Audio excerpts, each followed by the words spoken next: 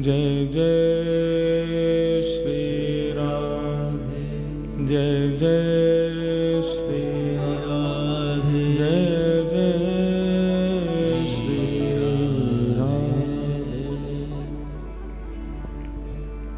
प्यारे गिरधर लाल की जय।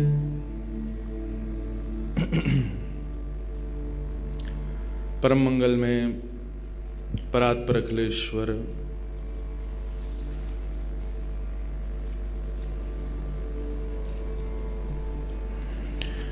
अकारण करुणा वरुणालय भक्तवांछा कल्पतरु तड़िद्वित विनिंदित पीतांबरधारी श्री बालकृष्ण लाल की, श्री राधा रमण लाल की परम आह्लादनीय शक्ति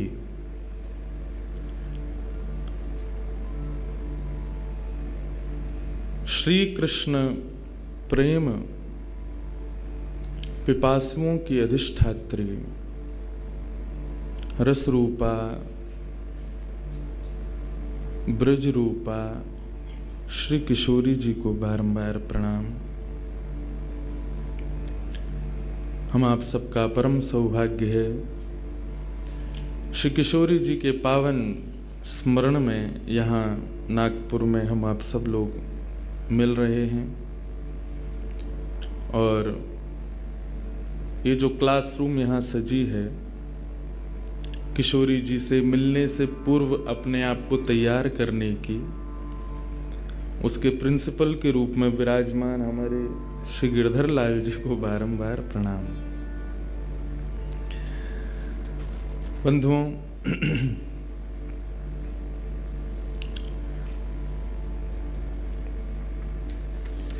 श्रीमद् भागवत इस दास का एक मूल केंद्र बिंदु है। वहीं से हम लोग जग जग में ठाकुर जी के, किशोरी जी के, वृंदावन के, गोवर्धन के प्रेम स्वरूप को पहुंचाने का कार्य करते हैं। तो एक प्रकार से कह दिया जाए तो कोई अतिशयोक्ति नहीं है। श्रीमद् भागवत में राधा रानी का नाम नहीं है कहीं भी, लेकिन मन का भाव ऐसा कहता है कि श्री किशोरी जी गौरांगी हैं और श्याम सुंदर तो नाम ही श्याम है। तो श्रीमद् भागवत के जितने भी श्लोक हैं वो सब श्याम स्वरूप हैं, परंतु इन श्लोकों को दर्शन करने के लिए जो श्वेत पृष्ठ हैं वो किशोरी जी हैं। संपूर्ण श्रीमद् भागवत का जो पृष्ठ है, जो पन्ना है, वो श्वेत है, मानो वो किशोरी जी का रूप है। और उस पर अंकित जो श्लोक हैं वो श्याम वर्ण के हैं, वो कृष्ण हैं।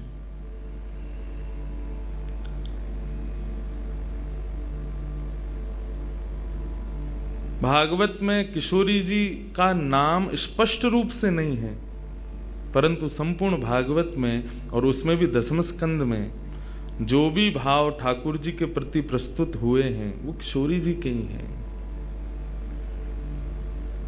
ऐसी हमारी श्यामा जी किशोरी जी, उनके मधुर भाव को श्रवणार्थ कहने के लिए हम आप सब लोग बैठे हैं। ये हमारा परम सौभाग्य है।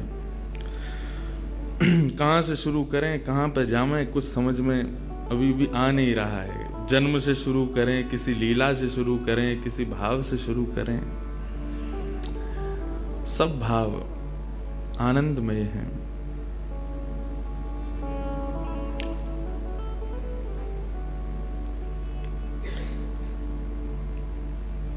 ठाकुर जी का ही प्रतिबिंब किशोरी जी के भाव में प्रकट हुआ है। वो बात अलग है कि हम विनोद भाव से, हम आनंद भाव से एक दूसरे के बड़ाई करने में, एक दूसरे को श्रेष्ठ बताने में लगे रहते हैं। किशोरी जी बड़ी हैं, हम कहेंगे श्याम सुंदर बड़े हैं, वो कहेंगे। अब हम वृंदावन वाले, हम जय श्री कृष्ण बोलते हैं, और वृंदावन में दोनों भाव हैं, जय श्री कृष्ण भी है, राधे राधे भी है। वो बरसाने जाएंगे तो वहां जय श्री कृष्ण बोलो तो ये गारी काय को दे रहे हो, राधे राधे बोलो। वहां का ऐसा भाव है। ये आज का भाव नहीं है। जब ठाकुर जी और किशोरी जी लीला संवरण कर रहे थे उस समय पर भी जो किशोरी जी के सखियां हैं और ठाकुर जी के जो सखा हैं वे भी जब आपस में मिलते हैं तो उनका भाव भी ऐसा ही रहता है। वहां पर भी श्याम सुंदर को श्रेष्ठ, यहाँ पर किशोरी जी को श्रेष्ठ, इसी में ही आनंद आता है। यही तो रस है, यही रास है। दोनों के भाव को श्रेष्ठ बतावे, यही तो भाव है। बंधुओं, बहुत ध्यान से सुनिएगा। भगवान का जब मोहिनी अवतार हुआ तो मोहिनी अवतार के उस स्वरूप के सौंदर्य पर 33 कोटि देवता न्योछावर हो गए। सबके मन में यह भाव आया, ये जो भी प्रकट हुई हैं ये किसी भी प्रकार से हमको हमारी गृहिणी के रूप में प्राप्त हो जाएं। इतने सुंदर ठाकुर जी बनकर के आए। चंद्रमा भी पीछे पीछे चल रहे हैं, शंकर जी भी पीछे पीछे चल रहे हैं, ब्रह्मा जी भी पीछे पीछे दौड़ रहे हैं, वरुण आदि आदि जितने भी देव हैं सब मोहिनी पर ऐसे लट्टू हुए कि एक बार हमको देख भर ले, एक बार केवल हम पर दृष्टिपात कर दे, उसी मात्र से हमारा कल्याण हो जाना है। ऐसा ठाकुर जी का स्वरूप। परंतु उन 33 कोटि देवताओं में एक देव ऐसे हैं जिनका मोहिनी के प्रति ऐसा कोई दुर्भाव नहीं था, और वो देव थे सूर्य। सूर्य ने जब मोहिनी के सौंदर्य को देखा तो उनके मन में भाव आया, इतनी सुंदर, इतनी सुकुमारी, इतनी कोमल, इतनी मधुर। सबको तो लगे हमारी पत्नी बने, लेकिन सूर्य को लगे मेरी बेटी बन जाए, मुझे पुत्री रूप में प्राप्त हो जाए।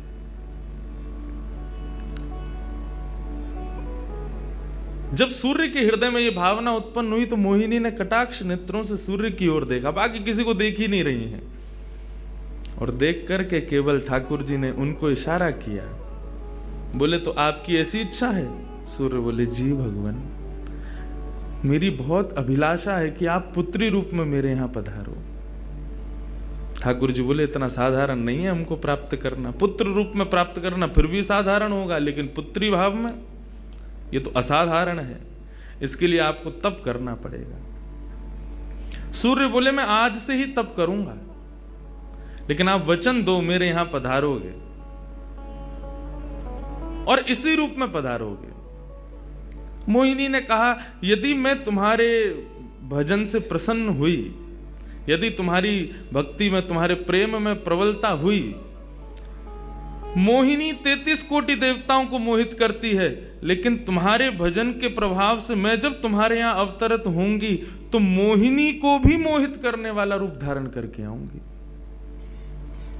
मोहिनी जिसने तीनों लोकों को अपने रूप पर न्योछावर कर दिया, वो मोहिनी भी जिस रूप को देख करके मोहित हो जाए, वो रूप आएगा आपके यहां पर।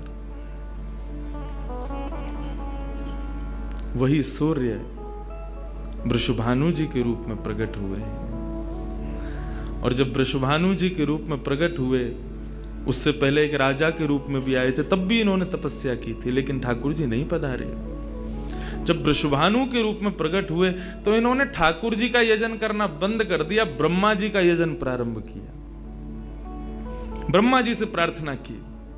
ब्रह्मा जी प्रकट हुए, बोले क्या वरदान चाहिए? बोले वरदान आपसे नहीं चाहिए, वरदान हमको किसी ने कहा था कि वे हमारे यहाँ पुत्री रूप धारण करके आएंगे, मुझे लग रहा है वो कहीं भूल नहीं गए हो, इसलिए ब्रह्मा जी आप बहुत करीब हो ठाकुर जी के, आप उनको जाकर के संकेत करो कि कोई आश में बैठा उनकी में। जब से मोहिनी स्वरूप देखा तब से हम पागल हुए फिर रहे हैं। 33 कोटि देवताओं के मन में यही आता है कब प्रकट होंगी दोबारा। कृपा करो, आप प्रार्थना करो कि वो पधारें। ब्रह्मा जी बोले आपके भजन में इतनी सामर्थ्य है कि ठाकुर जी मना नहीं कर सकते। बोले तो फिर मुझे विश्वास के लिए कुछ तो कह करके जाओ। ब्रह्मा जी बोले मेरी जिम्मेवारी बन जाए, इसलिए चलो इस पर्वत के रूप में मैं विराज चाहता हूं। और बरसाना पर्वत के रूप में श्री ब्रह्मा जी विराज गए। ठाकुर जी आएंगे मैं जिम्मेवारी लेता हूं, इसलिए मैं ही पर्वत बन के बैठा हूं। ब्रह्मा जी ने जाकर के प्रार्थना की। ठाकुर जी बोले, मैं तो सच में ही भूल गया था कि मुझे जाना है। बोले, भगवान वो बहुत प्रतीक्षा कर रहे हैं आपकी। वृषभानु जी का भजन कैसा बताया। वृषभानु जी की एक ही इच्छा है कि मेरे पास जो पुत्री रूप ठाकुर जी का आवे, ठाकुर जी मोहिनी बनकर के आए तो 33 कोटि देवताओं के हृदय में ठाकुर जी के प्रति वात्सल्य भाव प्रकट नहीं हुआ, प्रेम भाव प्रकट नहीं हुआ, कुछ और ही भाव था उन देवताओं का। वृषभानु जी कह रहे हैं कि मैं ऐसी पुत्री पाना चाहता हूं जिसको देख करके काम नष्ट हो जाए, काम का भी मर्दन हो जाए, सामने वाले के हृदय में एक दिव्य प्रेम प्रकट हो, निष्काम प्रेम, अनकंडीशनल लव किसे कहते हैं, इसका प्रसाद पूरी दुनिया को देने वाली ऐसी पुत्री मेरे घर पधारे। स्वार्थ सिद्ध प्रेम सब करना जानते हैं, लेकिन निस्वार्थ प्रेम किसे कहते हैं, वो ठाकुर जी का वो शक्ति स्वरूप ही सबको बता सकता है। ब्रह्मा जी की प्रार्थना हुई ठाकुर जी से। ठाकुर जी अपने वैकुंठ में विचरण कर रहे हैं, विचार कर रहे हैं कैसे करूं, नंद यशोदा के यहां भी जाना है, देवकी वसुदेव के यहां भी पुत्र बनना है, पहले से ही 4 मम्मी पापा हैं हमारे, अब ये 2 मम्मी पापा और कैसे बनाऊं, 6 माता पिता। तब ठाकुर जी विचरण कर रहे थे, तभी एक खंभ में मणि, उस मणि में ठाकुर जी ने अपना प्रतिबिंब देखा। ठाकुर जी अपना प्रतिबिंब नहीं देखते, क्यों? बहुत कम देखते हैं। जब श्रृंगार आरती होती लाल जी की तभी इनको प्रतिबिंब दिखाते हैं, और उस प्रतिबिंब में भी इतने इतराते हैं महाराज, उसमें भी स्वयं को देख करके खुश हो जाते हैं, वाह मैं कितना प्यारा लग रहा हूं। अपना प्रतिबिंब ठाकुर जी इसलिए नहीं देखते क्योंकि स्वयं ठाकुर जी मोहित हो जाते हैं खुद ही पर। जैसे ही ठाकुर जी ने स्वयं का प्रतिबिंब देखा, प्रतिबिंब देख के आगे बढ़े, लेकिन ठाकुर जी मन में विचार करने लगे, मुझे सबके स्वभाव प्रिय हैं, लेकिन अपना यदि देखूं तो अपना प्रतिबिंब बहुत प्रिय है। जब स्वयं को देखता हूं प्रतिबिंब में तो ऐसा लगता है कि मानो जो सबको मोहित कर रहा है वो स्वयं को जब देखे तो खुद भी मोहित हो रहा है, क्योंकि प्रतिबिंब कभी झूठ नहीं बोलता। प्रतिबिंब का ये स्वभाव है, आप जैसे हो वैसा आपको दिखाता है। ठाकुर जी ने जब प्रतिबिंब देखा, अपने उस प्रतिबिंब स्वरूप को ठाकुर जी ने स्थिर कर दिया, और स्थिर करके अब तो ठाकुर जी लाए महाराज लक्ष्मी जी की पूरी पेटिका लेकर के आए श्रृंगार की, और अपने प्रतिबिंब स्वरूप को ही उन्होंने श्रृंगार करना प्रारंभ किया। किशोरी जी के श्रृंगार का इतना भाव बताते हैं, किशोरी जी की नथ बेसर ऐसी, किशोरी जी के कान के कुंडल ऐसे, किशोरी जी के पांव की महावर ऐसी, क्यों ना हो, क्योंकि श्याम सुंदर ने श्रृंगार किया है। किशोरी जी का जो स्वरूप है वो ठाकुर जी ने उसका श्रृंगार किया है। नारायण बैठे महाराज सिंहासन लगा करके अपने प्रतिबिंब का ही श्रृंगार कर रहे हैं। मोर पीछ हटाया, मुकुट उतार के दूर रखा, घुंघराले केशों को खोल दिया, नेत्रों में सुंदर सुंदर छोटा छोटा काजल लगाया, माथे पर एक सुंदर बिंदिया लगाई है, होठों पर निर्मल लालिमा लगाई है, गले में हार पहनाया, सर्वांगीण श्रृंगार किया, और लक्ष्मी जी की चुनरी ला करके जैसे शीश पर से चढ़ा करके ठाकुर जी ने थोड़ा सा जो श्याम रंग है उसको जैसे ही गौरवर्ण किया, वैकुंठ के उस प्रतिबिंब में से मानो जैसे सूर्य चंद्र का एकाकार रूप प्रकट हो गया हो, इतना तेज पुंज प्रकट हो गया कि ठाकुर जी भी अपने नेत्रों को छुपाने लगे। थोड़ी देर नेत्रों को बंद करने के बाद जब बड़ी धीरे से ठाकुर जी ने जब अपने प्रतिबिंब की ओर देखा तो किशोरी जी का दिव्य स्वरूप वहां प्रकट हो गया। ठाकुर जी ने दंडवत किया, पहले प्रणाम, हे श्याम सुंदर, आपने ही मेरो निर्माण कियो है, आपने ही मुझ को प्रकट कियो है। क्या भाव है? आपको भी कभी लगा है कि ये स्टॉक ऊपर जाने वाला? ठाकुर जी बोले कोई भाव नहीं है, केवल मोहिनी भाव से 33 कोटि देवता मोहित हुए थे, लेकिन मैं मोहित नहीं हो पाया था। इसलिए तब से मैं भी तड़प रहा था कि मुझे भी कोई मोहित करे, उस मोहिनी को भी मोहित कोई करे। वो स्वरूप आज प्रकट हुआ है। धर्म की स्थापना हुई, ज्ञान की स्थापना हुई, भक्ति की स्थापना हुई, वैराग्य की स्थापना हुई, लेकिन अंततो गत्वा इस संसार का सार जो प्रेम है उसकी स्थापना नहीं हुई है। उसके लिए आपका अवतार धारण करना अति आवश्यक है। आप मेरी शक्ति हैं, आप मेरी आत्मा हैं। पूरा विश्व और पूरे विश्व की दिव्य चेतना किसकी प्राप्ति के लिए दौड़ रही है? कि आत्मा एक दिन परमात्मा में मिल जाएगी, लेकिन उस परमात्मा में आत्मा जो विद्यमान है वही तो किशोरी जी हैं। उस आत्मा की परमात्मा की जो आत्मा है वही तो श्री राधा जी हैं। लोग उनके रूप को नहीं समझ पाते। आजकल के यंगस्टर्स, आजकल के युवा उनको बहुत विचित्र रूप में दर्शन करते हैं कि कृष्ण राधा कौन है, बोले कि they are just like some love words. ऐसा नहीं है। आप उनको सीमित उस अवस्था में, और माफ कीजिएगा यदि किसी प्रवचनकर्ता की कथा सुनने के बाद भी आप उनको वहीं तक सीमित मान रहे हो ना, दोष आपको नहीं, प्रवचन करने वाले को लगेगा कि तुम किशोरी जी के इसी रूप को स्थापित कर पाए। इसीलिए कथाओं में ज्यादा किशोरी जी का प्रसंग ना हम कहते हैं ना उसका स्पर्श करते हैं। स्पर्श करने पहले से भी 100 बार सोचते हैं। यहां आने से पहले भी मुझे कई आचार्यों ने संपर्क किया कि वहां आप किस विषय को लेकर के जाएंगे। आप गर्ग संहिता पर कहेंगे या किशोरी जी के किस भाव को वहां पर प्रस्तुत करने वाले हैं। मैंने कहा देखो, हम बस बोलेंगे जो निकल जाए मुंह से, जिसका जो भाव ठाकुर जी स्वीकार कर लें बस, लेकिन भाव ये रखेंगे ठाकुर जी विराज गए हैं कि कोई अनधिकारी इस भाव को सुनकर के अपने मन में कोई दुर्भाव ना प्रकट करे। ब्रजवासी बहुत डरते हैं किशोरी जी के भाव को कहने में, क्योंकि जब सामने वाले से प्रत्युत्तर के रूप में कुछ विलग ही सुनने को मिलता है तो बहुत कष्ट होता है हृदय को कि तुमने किशोरी जी को क्या समझा, वो क्या है और तुमने उनके किस रूप को जाना।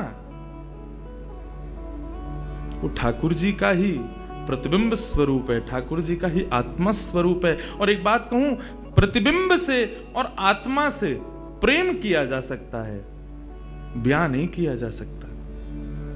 क्योंकि प्रतिबिंब और आत्मा ये दोनों हमसे अलग नहीं है। ब्याह के लिए एक अलग व्यक्ति चाहिए, एक हमसे कोई अलग हो, हमसे कोई जुदा हो, 2 लोग चाहिए तब ब्याह संपन्न होता है। लेकिन कृष्ण और राधा, इन दोनों में भेद है ही नहीं। किशोरी जी और ठाकुर जी में कभी भी कदापि कोई भेद नहीं है। बल्कि लीलाएं अभी सुनेंगे हम लोग, कभी कभी ठाकुर जी जब किशोरी जी का रूप धारण करते हैं तो किशोरी जी से ज्यादा गोपियों को सुख देते हैं।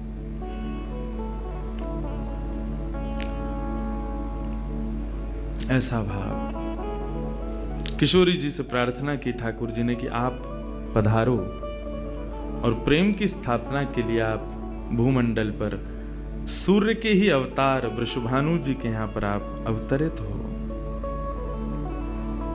तब किशोरी जी ठाकुर जी की बात मान करके और वृषभानु और कीर्ति के यहां पर अवतरित होती हैं। किशोरी जी का जब अवतार हुआ, जब अवतरण हुआ, कब हुआ? सुबह के 4:40 पर। ठाकुर जी के जितने भी अवतार हुए या तो दिन में 12 बजे हुए या रात में 12 बजे हुए, लेकिन किशोरी जी का अवतरण भोर में ब्रह्म मुहूर्त में सुबह 4:40 पर हुआ। क्यों? बोले राम कृष्ण आदि जितने भी ठाकुर जी के अवतार हैं राक्षसों के वध के लिए आते हैं, तो या तो सूर्य की तेज ताप में उनका जन्म होता है, मानो वे प्रकाश स्वरूप हैं ऐसा भाव बताते हैं, या रात्रि में 12 बजे होते हैं वो इसलिए होते हैं, वो मानो ऐसा भाव रखते हैं कि चंद्रमा अंधेरे को दूर करता है, वो ज्ञान का प्रकाश है, वो ज्ञान है, उससे अंधेरा दूर होता है। तो ठाकुर जी रात्रि प्रकट होकर के ऐसा भाव रखते हैं कि काले निशा, काला ज्ञान जितना भी है धरती पर, उसको दूर करने के लिए हम पधारे हैं। लेकिन किशोरी जी का जो अवतरण है वो 4:40 ब्रह्म मुहूर्त में होता है। उसका क्या भाव है? बोले 4:40 ब्रह्म मुहूर्त के बाद सूर्य प्रकट होना प्रारंभ होते हैं। मतलब सारे मंगल कार्य ब्रह्म मुहूर्त में होते हैं। चिड़ियाओं का चहकना, कई पुष्पों का प्रकट हो जाना, मानव के मस्तिष्क में आज मुझे क्या करना है वो दिव्य चेतना का प्रादुर्भाव होना, ये सब कुछ सुबह ब्रह्म मुहूर्त से प्रारंभ होता है। और सबसे बड़ी बात, सूर्य प्रकट होते हैं, धीरे धीरे धीरे धीरे अंधेरे को दूर करते हैं और धीरे धीरे धीरे गतिमान होते हैं 12 बजे तक। तो किशोरी जी का प्रादुर्भाव ब्रह्म मुहूर्त में हुआ, इसका ऐसा भाव बताते हैं कि मानो वो प्रेम जिस प्रकार प्रादुर्भाव से लेकर के और आगे के गंतव्य तक नित्य प्रति बढ़ता रहे, उसका वर्धन हो, वर्धन करने के भाव से किशोरी जी ब्रह्म मुहूर्त में पधारी। क्योंकि वर्धन होना ही एक नवीन दिन का ब्रह्म मुहूर्त से प्रारंभ होता है। ऐसे ही प्रेम का वर्धन, भक्ति का वर्धन, भाव का वर्धन, उन सब का वर्धन करने का प्रतीक है किशोरी जी, इसलिए ब्रह्म मुहूर्त में जन्मी है। किशोरी जी का प्रादुर्भाव हुआ, पूरे बरसाना में आनंद उत्सव मनाया गया, सब नाच रहे हैं, गा रहे हैं, आनंद मना रहे हैं। नंद बाबा भी आए, यशोदा जी भी आई हैं, उन्होंने भी आकर के वृषभानु जी को बधाई दी है। सब कुछ हुआ, लेकिन किशोरी जी के प्रादुर्भाव में एक वैचित्र था। क्या? दिन बीत गए 8, लेकिन किशोरी जी ने अभी तक नेत्र नहीं खोले। अभी तक किशोरी जी केवल एक छोटी सी बालिका हैं, एक सुकुमारी हैं, परंतु अभी तक किसी को भी किशोरी जी के नेत्रों का दर्शन नहीं हुआ। अभी तक किशोरी जी के नेत्र नहीं खुले हैं। इस बात से कभी कभी चिंतित हो जाते हैं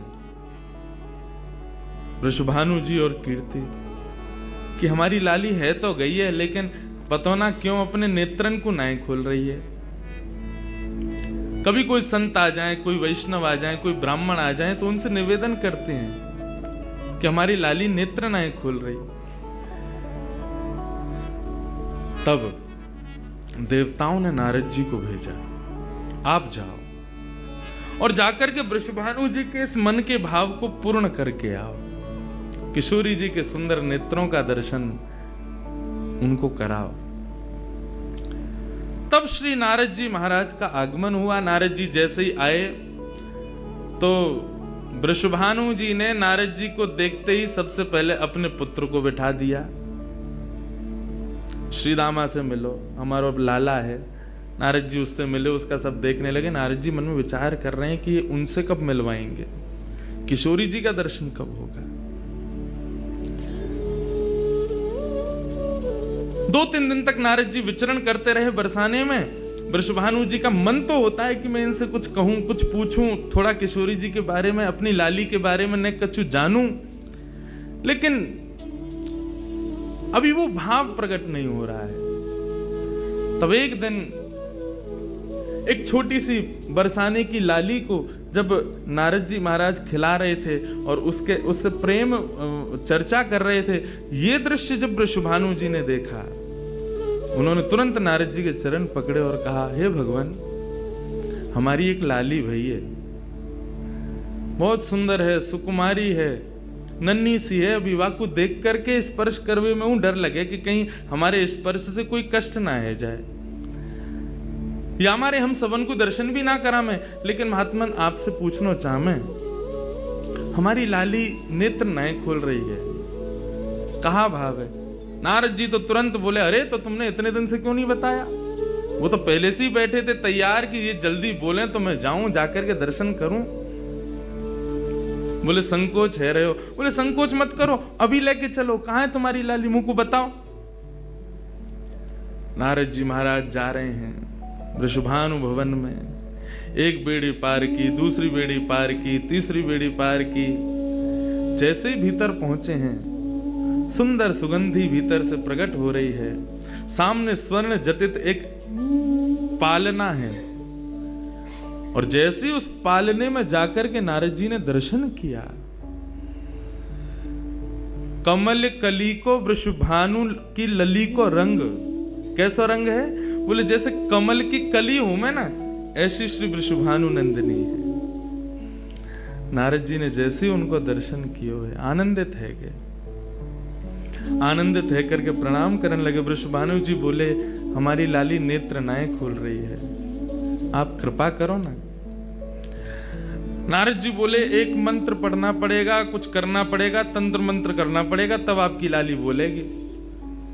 वृषभानु जी बोले देख लो, ले संभल के करियो, हमारी लाली बहुत कोमल है, वरना स्पर्श नहीं करेंगे, दूर बैठ के करेंगे।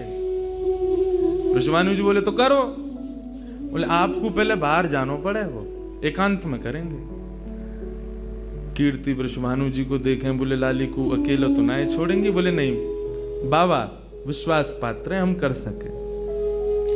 वृषभानु जी और कीर्ति दोनों जैसे ही बाहर पधारे, नारद जी ने गेट बंद कियो, तुरंत चरणन में प्रणाम कियो और प्रणाम करके सीधे सन्मुख बैठे हैं। हे कृष्ण मनोहारिणी जय वृंदावन प्रिया, जय भ्रू मंगल ललिता, जय वेणु रवाकुल, जय कृष्ण मनोहारिणी जय वृंदावन प्रिया, जय भ्रू मंगल ललिता, जय वेणु रवाकुल। जैसे ही नारद जी के मुख से ये शब्द प्रकट हुआ, जय कृष्ण मनोहारिणी, ये कृष्ण मनोहारिणी शब्द जैसे ही नन्ही सी श्री किशोरी जी के कान में कृष्ण शब्द गयो, कृष्ण शब्द जाते ही नन्ही सी किशोरी जी के नेत्र अपने आप धीरे धीरे धीरे धीरे खुलन लगे, मुख पर एक प्रसन्नता सी प्रकट है गई। नन्ही सी किशोरी अभी करवट लेनो भी नहीं जाने, लेकिन जैसे ही बार बार ये श्लोक का गान नारद जी के द्वारा हो रहा है, जय कृष्ण मनोहारिणी जय वृंदावन प्रिय, इसको सुनकर के किशोरी जी जो अभी करवट लेनो भी ना जाने, वो अपने पालना को पकड़ करके अपने पालना से उछक करके वहीं से झांक करके श्री नारद जी को देख रही हैं। और नारद जी ने जैसे किशोरी जी के रूप को देखो है, सुंदर मृगनयनी किशोरी जी आज नारद जी को देख रही है। मुख में अभी दांत ना है, बिना दांतन के किशोरी जी के मुखमंडल की प्रसन्नता देख करके नारद जी आनंद विभोर हो गए। नारद जी बोले आपको ये कीर्तन भायो, आपको ये कीर्तन प्रिय लगो। किशोरी जी के मुख से केवल किलकारी निकल रही है। नारद जी ने उठाई अपनी वीणा करताल और जय कृष्ण मनोहारिणी जय वृंदावन प्रिय, और इसी का कीर्तन करते हुए वहां नाचने लगे, नृत्य करने लगे, चारों ओर घूम रहे हैं। बीच में पालने में श्री किशोरी जी बैठ करके और करताल बजा रही हैं और करताल बजा करके आनंदित हो रही हैं। वृषभानु जी बाहर खड़े, बोले कि भीतर तो कीर्तन चल रहा है, करताल की आवाज आ रही है, वीणा बज रही है। तभी उनने कान लगा करके सुनो तो नारद जी गा रहे जय कृष्ण मनोहारिणी जय वृंदावन प्रिय, जय भ्रू मंगल ललिता, जय वेणु रवाकुल। वृषभानु जी ने ये स्वर सुन लिया, लेकिन जैसे ही थोड़े से गए हैं और खिड़की में जाकर के भीतर झांक करके देखा, अद्भुत दृश्य। नन्ही सी किशोरी ज्यादा से ज्यादा 8 दिन की होंगी, 10 दिन की होंगी, अपने पालना में पौड़ करके स्वयं को झुला रही हैं, करताल बजा रही हैं। चारों तरफ नारद जी वीणा बजा करके करताल बजा करके आनंद से किशोरी जी को मुखोल्लास कर रहे हैं। ये दृश्य देख करके श्री वृषभानु जी को एक बार तो मूर्छा आ गई, मैं वास्तव में 8 दिन की बालिका को देख रहा हूं। उन्होंने कीर्ति को कुछ नहीं बताया। नारद जी महाराज ने प्रणाम किया, तब किशोरी जी की सहचरियां प्रकट हुई और कहा कि हे नारद, आपने हमारी किशोरी जी को बहुत सुख प्रदान किया है।